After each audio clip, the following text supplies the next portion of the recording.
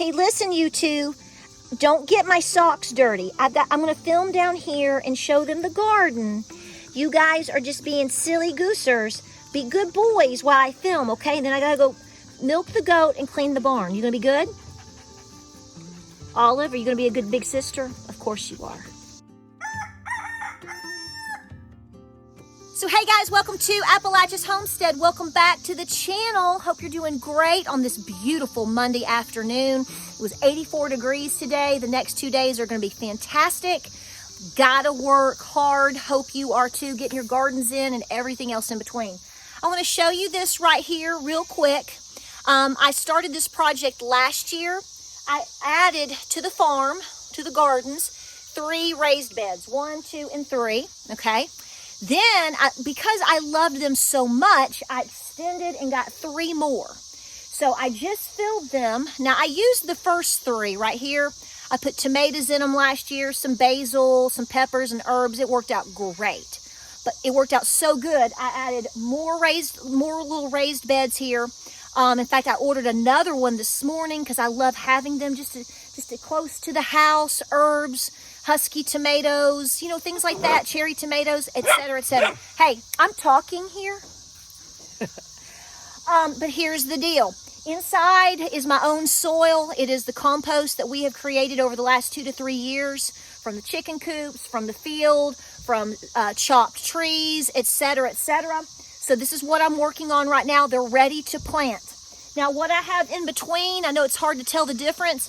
So the soil is inside the planters. And then I just got that bagged mulch from Home Depot. It's the five bags for $10. Killer deal. Awesome deal. It really is. I do have that black woven landscape material that I normally hate. It's actually underneath all this, okay? So that is the function of that. Works great for something like this. I don't like it in my gardens and planting in between, but for this, it's great. But let me show you this. Yes, I had to put this up. I can't imagine why. It's great to have. This is that hard woven wire. Basically, you see this in like rabbit cages. And this is the heavy duty galvanized stuff, okay? It's not cheap. I'm not going to deny it. A couple of years ago, we invested in 2 big rolls of it. I don't know how much it is currently. I'm sure it's more than what I paid 2 years ago. But here's my point. It is an investment for your gardens. We started putting it up around our garden, the smaller gardens, because we had a serious rabbit issue. Well, you put this wire up and you add you a couple of barn cats and some good dogs, the rabbits go away by design. But here's the thing, you want to keep critters out. Now it is just a small little, gosh, that may be just 1 inch right there, okay? And it's the hard galvanized and it's 3 feet tall. If you can get it 3 feet tall, I would go with that because rabbits can really get in there, believe me. This has been a huge friend to the family farm, family gardens. It is an investment. It lasts a long time if you take care of it and use it right. So I just want to pass that along because several people this morning were asking me, why do you have all this up? Well, I'm trying to keep critters out of my gardens, and it's not just rabbits.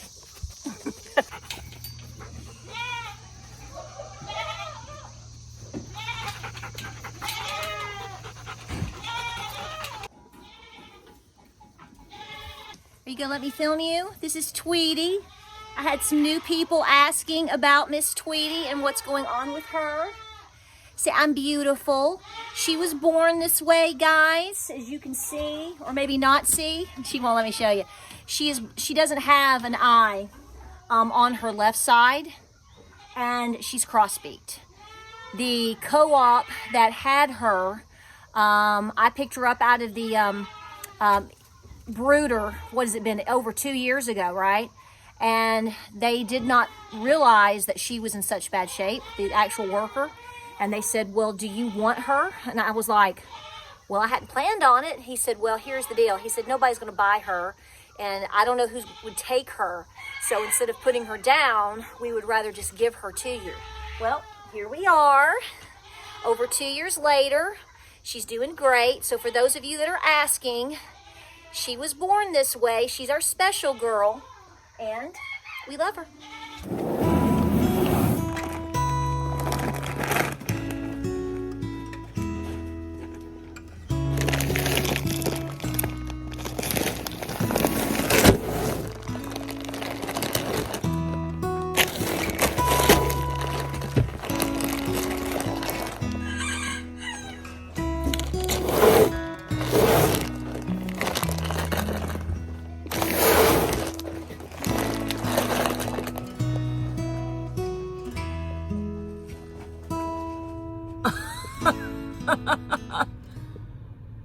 Uh-oh. Uh-oh. My walking buddy is asking what is going on. She's supposed to be walking the driveway. I'm not. And the reason being is because if I walk the driveway, you won't see me. You may not hear me very well either because of the cicadas and everybody else all around. So I'm just going to sit here for a minute and talk to you. And thank you for being here. But I want to mention to you a couple of things. So as you know, I know you know this, the housing market is insane. The housing market is insane here. Now, I'm located in East Tennessee, more southeast Tennessee, and guys, houses are so unaffordable here. It is breathtaking to see where we are in terms of housing prices. Now, we're kind of keeping up with some of this now because my oldest son, who is married, has a job, yada, yada. They are, they're saving money right now, working hard, and having discussions about either buying a home somewhere if they can, or, we have mentioned to them about future potential of building something here on our property. They're not ready to make a move yet, so that's why that hasn't happened. They are in saving mode. They like where they live. It's close to where they work, so they're not too stressed at the moment. But these are the conversations. So James and I have started keeping up with a couple of housing prices and looking at things, and something came available here in the regional area, and it is a brand new trailer. It's a trailer. It's a little double wide trailer. I'm just giving you a price point, okay? Right now here in East Tennessee, if you were to buy a 1 acre lot, this is what they're asking for this, a 1 acre lot, gravel driveway, and all you get is I guess it's a smaller double wide trailer. It's 1,500 square feet. It's not fancy. It's new. It's clean. But it's not, some of these get really, really, really fancy. Clayton Homes and all these other different homes. This is not like that. It has a front deck and a little back deck. There's no carport. There's no garage. Nothing, okay? Nothing. Guess how much that is running in a rural county in East Tennessee? Because we went by there. We were curious. $900. So $276,000 for 1,500 square feet. It's not even an actual built house. It's a trailer, a mobile home. I'm not knocking it, but we all understand that if you were to buy, even if you bought a single level slab home, those typically are priced out a lot higher than if you bought a mobile home, right? That's just the way that it is. I mean, James is like, it still had the wheels. He said, I've driven by there when they were putting it in, and they just sort of like sealed around the bottom. So it's a trailer. $276,000. Now, I don't know how much something like that would have costed, say, 5 years ago, because I'm not familiar with prices of mobile homes, but I will tell you what I do know. 4 years ago, here in the East Tennessee area, most homes, not all, it depends upon exactly where you are, what type of home, what type of neighborhood, what type of land, etc., etc. A fair, balanced guesstimation or estimation that you would find on most homes would be somewhere between $90 to $100 a square foot. That's not a mobile home. I'm talking about actual houses. So even if you're at $100 a square foot, and some of them were higher, some of them were lower. It all depends upon location, the condition of the home, the land, how bad the mover wants to shake it and break it and go, all of those things. But even if you're at $100 a square foot, okay, you're looking at $150 plus $1,000. An acre in a lot of different rural counties, up on the mountaintops in certain places, some of them were going for $2,500 an acre, and they couldn't sell it. They couldn't sell it. Nobody wanted to be that far out. So here we are, fast forwarding 4 to 5 years down the road, and look where we are at. So by the time you buy this home, I doubt they're going to give you much of a discount. You even think about all the things that you have to do, a down payment, all the things that the fees you have to pay. Probably are going to have to invest in some things as you initially move into the home, like, say, I don't know, a refrigerator, or maybe you want to build a small little shed to pull your car in, blah, blah, blah, blah, blah, buy a lawnmower because you have an acre. All of any fencing, I mean, you're looking basically at $300,000 in some ways for a 1,500 square foot mobile home and 1 acre. Now, I don't know about you. Now, some people are going to say, that's cheap. Well, I think you need to think about where are you versus where we are.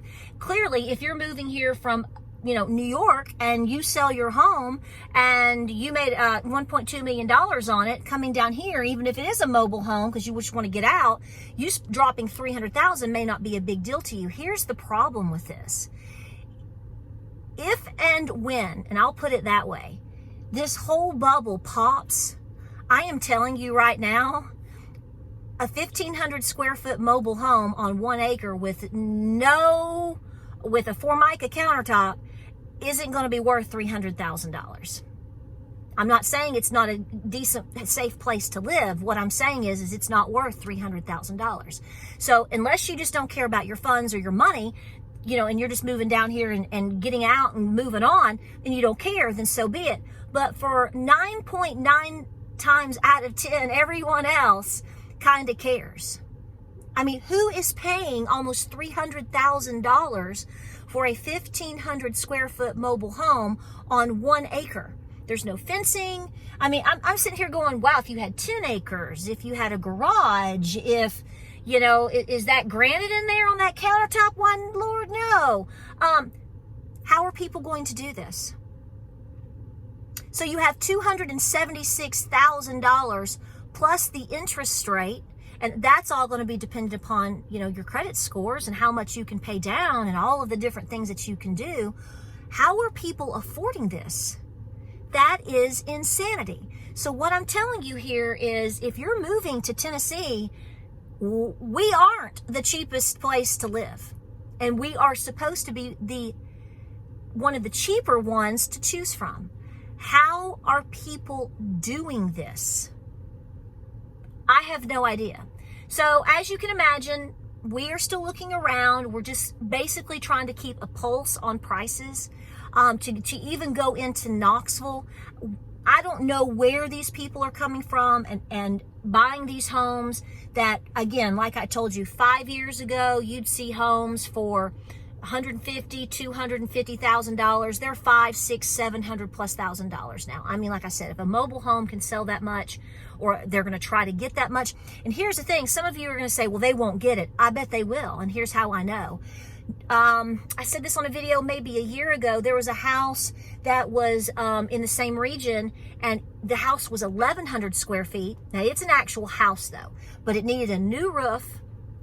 It's a decent little house, 1 story, 2-car garage, very simple, 1,100 square feet on, I don't even know if it was half an acre maybe. Well, I don't think it was a full acre. It sold for $285,000. So I would argue that this has potential to probably selling at least very close to what they're asking. What are you seeing in your area? This is why people are having to rent now, because buying a home is unaffordable and unattainable for most people, which is totally criminal, completely criminal. Everything that we're seeing going on with all of this, in my personal opinion, is completely criminal and completely by design. But I just want to warn you that if you come down here and you get a crazy deal, much better than anything that I'm telling you right now, you are one of the lucky ones. I just want to say that right now. But tell me your thoughts. What are you seeing? I mean, if you live in Kentucky or North Carolina or down in Georgia, seriously, 1,500 square foot mobile home, as simple as it gets, on one plain acre. That's all you get. Almost, you're going to be pushing $300,000. And people wonder why people that have homes that maybe have an interest rate at 2, 3, 4%, I don't know, or are paid off, why would they sell it? I'm hearing this, oh, well, people aren't selling their homes. Why would you sell your home? Where are you going to go? I mean, unless you absolutely have to, if you absolutely have to downsize, if you're absolutely trying to get out and get to a place where you feel safer or whatever, that's different. I'm just saying in general, why would someone who has a paid off home, or maybe halfway paid off home, or they're running an interest rate of 2, 3, 4% or something crazy like that, why would they sell? Why would you expect them to sell? I don't. I think something else needs to give somewhere else. And I think we're all waiting and watching to see when that happens, because something is going to give. Like, subscribe, and share, guys. I hope you're doing well this evening. Very, very busy week coming up. The rain's going to be moving in at the end of the week, and I've got to get this garden complete. I'm done. I want to be done. I got to get it done, hon. Keep working out there. Stay peaceful. Stay in prayer constantly on our knees. And above all, just stay cool and keep preparing. When we talk about stuff like this should remind you of why you're preparing. Because things around you are trying to tell you that things are good. That's normal. When your eyes and your ears and everything about you looks at that and goes, I don't think so. I don't think spending $276,000 on a trailer, it's cute, but if this all goes to heck in a handbasket, and I paid $276,000 for that, how far upside down am I going to be in the end? And I think that's what a lot of people are also considering, which is exactly right. But the sad thing is it keeps us stuck. Not me or necessarily you, but in general, a lot of people are stuck. It's very shameful. Guys, I love you. Stay cool out there, okay? Like, subscribe, and share. Godspeed. God bless. Keep praying, and I'll see you on the next video.